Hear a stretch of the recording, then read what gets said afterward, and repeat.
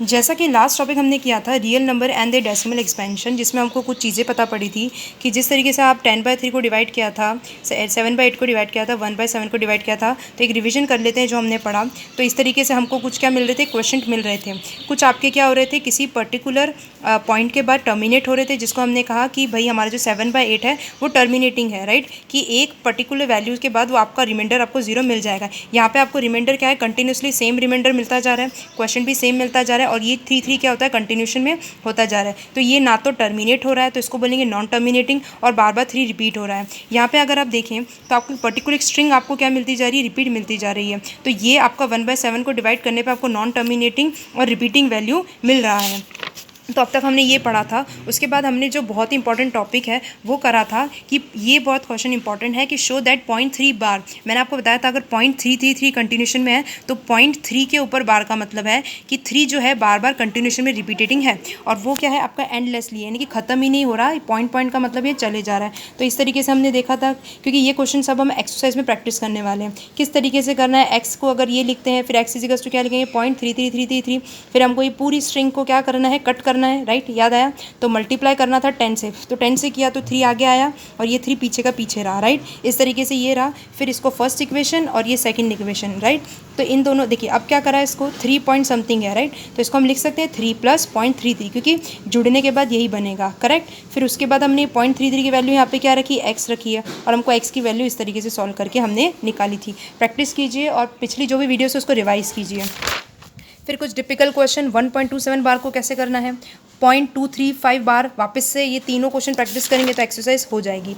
अब आते हैं हम एक्सरसाइज 1.3 पे, राइट। तो 1.3 का पहला क्वेश्चन है, write the following in decimal form and say what kind of decimal expansion each has, right. तो क्या करना है, 36/100, अब हमको पता है 36/100 है, तो ये तो क्या है वैसे ही टर्मिनेटिंग है, क्योंकि इसको हमको लिखना आता है 0.36। अगर 2 0 होता है तो हमको पता है 2 0 के आगे एक पॉइंट लग जाता है। अगर यही होता आपका 36/1000 तो क्या करते, 3 डिजिट के आगे पॉइंट लगता है। यहाँ पे तो 2 है, तो क्या करेंगे, 3 डिजिट के आगे, ये 2 डिजिट ये होगी, 1 डिजिट 0 और उसके आगे पॉइंट लग जाता है। तो इस तरीके से 36/1000 होता तो क्या लिखते हैं, 3 डिजिट के आगे पॉइंट लगाना है। तो 3 डिजिट क्या होगी, 2 तो ये रही, आगे एक डिजिट और चाहिए तो उसको 0 ले लेंगे और पॉइंट लग जाता। ये आई थिंक यहाँ तक क्लियर है। ये अगर 46/100 होता है तो क्या लिखते हैं, 0.46, 2 0 हैं तो 2 डिजिट के आगे पॉइंट लग जाता है। तो ये तो वैसे भी क्या हो जाता है, आपका टर्मिनेटिंग हो जाता है। आई थिंक इसमें कोई कन्फ्यूजन नहीं होना चाहिए। तो 36 क्वेश्चन ये कह रहा है कि ये जो आपका डेसिमल फॉर्म लिख के बताइए, यानी कि 36 को 100 को डिवाइड कीजिए, और ये करने के बाद ये 0.36 जो आपका आंसर आया है, अब बताइए ये कौन से काइंड ऑफ एक्सपेंशन है।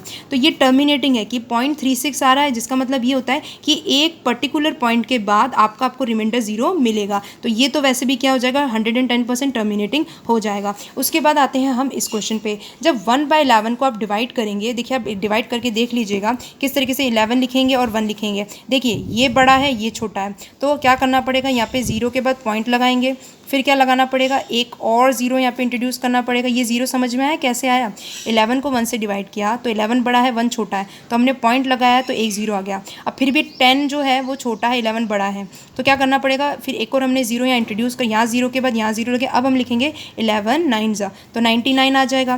फिर आप काटेंगे तो कितना आएगा, 10 और 9 जाएगा तो 1 मिलेगा। अगेन सेम कहानी, 100 की रिपीट। तो ऐसे 0.099999 क्या होता जाएगा, रिपीट होता जाएगा। तो ये 9999 रिपीट होता जाएगा। मैंने आपको बताया है कि जब 999 रिपीट होता है उसको हम लिखते हैं 0.09 के ऊपर बार। तो देखिए ये एक तो टर्मिनेट, अब देखिए ये आपको पैटर्न मिलता चला जाएगा डिवीजन करते समय। तो ये क्या हो जाएगा, टर्मिनेट नहीं होगा। टर्मिनेट मतलब ये होता है कि रिमाइंडर 0 आपको इस केस में कभी नहीं मिलेगा, चलता चला जाएगा। तो ये हम कहेंगे नॉन टर्मिनेटिंग है, यानी कि ये टर्मिनेट नहीं होगा और ये बार बार क्या होता जाएगा, रिपीट होता जाएगा।